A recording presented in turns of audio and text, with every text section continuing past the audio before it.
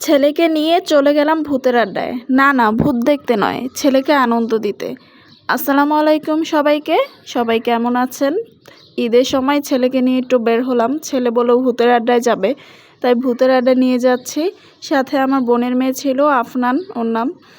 তো এই যে ওরা একসাথেই মানে চলাচল করে একসাথে, ওদের মধ্যে খুবই মিল। এই তো, আর সাথে ছিল আমার ফ্রেন্ডের ছেলে। মানে সবই ওদের মজা দেওয়ার জন্য আমরা সবাই আর কি চলে গেলাম ভূতের আড্ডায়। ভূতের আড্ডায় যাওয়ার একটা কারণ আছে। গত কয়েকদিন আগে আমি ওকে ভূতের আড্ডায় নিয়ে গিয়েছিলাম। তো সেখানে ভূত এসেছিল। ভূত আসার পরে আমার ছেলে খুবই ভয় পেয়েছিল। বাসায় এসে পুরো কাঁপতে শুরু করেছিল। তো রাতেও ঘুমাচ্ছিল না। তাই ভাবলাম যে আরেকবার ওকে আমি ভূতের আড্ডায় নিয়ে যাব। তাই আর কি ভাবলাম যে ভূতের আড্ডায় নিয়ে যাই। তখন এই তো ভূতের আড্ডায় নিয়ে গেলাম ওকে। আর যেহেতু ঈদের সময় ভূতের আড্ডায় কেউই ছিল না মানুষ তেমন, সবাই গরু খাওয়াতেই তো ব্যস্ত, আমরাও তো ব্যস্ত ছিলাম, তারপরেও আসেনি, তাই ওদের জন্য আসছে একমাত্র।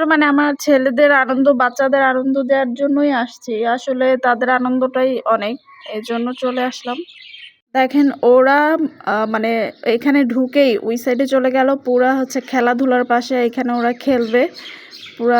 এই জন্য এসেছি যে ওরাই মজা করুক, ওরা খেলার জন্য। দেখেন আমার ছেলে এমনিতে একটু ভীতু, সব কিছুতে একটু ভয় পায়, করতে চায় না।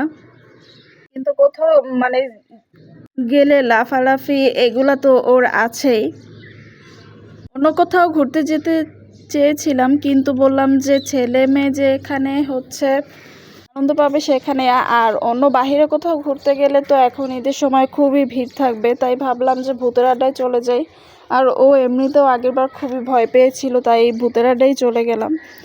এই তো, তারপর খাবার কিছু অর্ডার দিয়েছিলাম। এই তো আমার ফেভারিট থাই স্যুপ। আমার থাই স্যুপটা খুবই পছন্দের।